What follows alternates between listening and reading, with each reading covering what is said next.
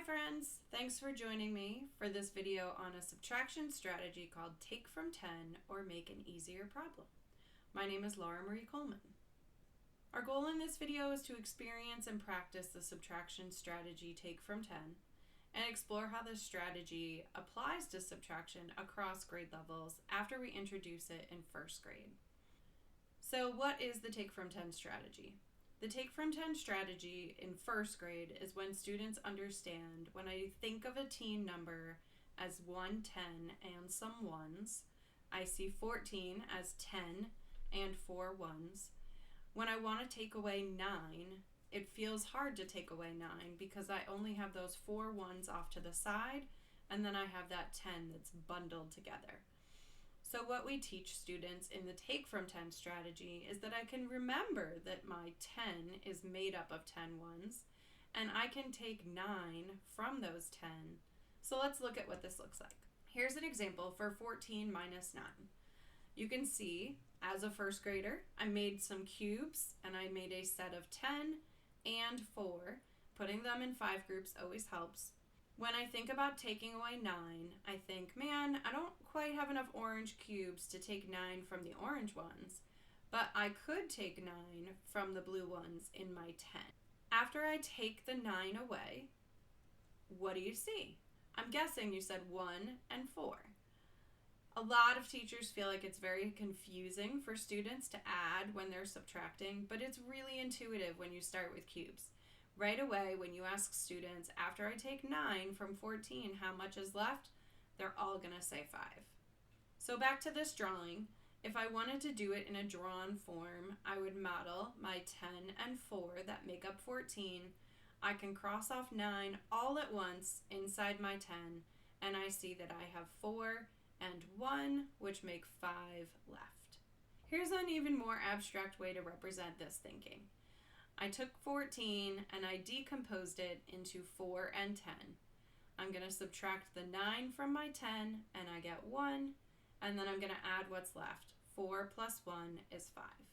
Let's think about this with a larger number. So here I have 34 minus 19.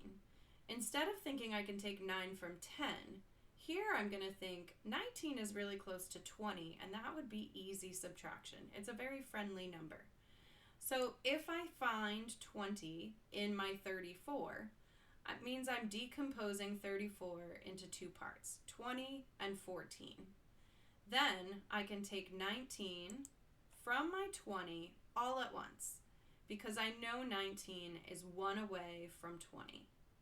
This means that my final thinking is 20 minus 19 is 1, and then 1 plus my 14 that are still over here gives me 15.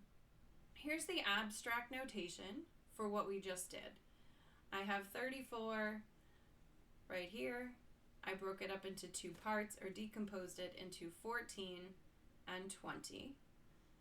Then I subtracted the 19 from my 20, so here's that number sentence, and then I added the 1 I have left plus 14, and that equals 15. Let's try another 2-digit minus a 2-digit number. So I have 65 minus 37. On the screen, I've modeled 65 for you in base 10 blocks. Go ahead and pause the video and think about how you can make an easier problem and take 37 from a friendly number, and then find your difference. So when you subtracted 37, did you think to yourself that 37 is really close to 40? And maybe you also thought that when I take 37 away from 40, I have 3 left. Abstractly, you might have written this as 65 minus 37. I decomposed 65 into 25 and 40. I took my 37 from 3, and then added 25 plus 3 equals 28. Go ahead and pause the video and try this problem on your own. 457 minus 199. I'll give you a clue. 199 is really close to 100. Which 100 would make this really easy to subtract? When you thought about 457 minus 199, did you think that 199 is almost 200? I can decompose 457 to 257 and 200. Then I can subtract 199 from 200 and get 1, and 257 plus 1 equals 258. When I say make an easier problem, I'm thinking about this comparison. Think about all of the calculations and opportunities for mistakes when students use a standard algorithm to do subtraction for a problem like this, compared to when we use number sense and think about how can we subtract this in the easiest and most efficient way possible. The standard algorithm is necessary, and this does not work as an easier solution for all problems, but sometimes it is, and it can be really helpful to know that.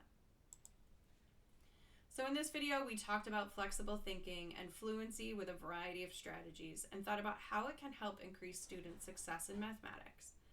We also know that it's really important that understanding how numbers and operations work allows students to see opportunities to make an easier problem. Thanks for joining me for this video. I hope you'll watch more content videos and resources on our website at pimaedu.com.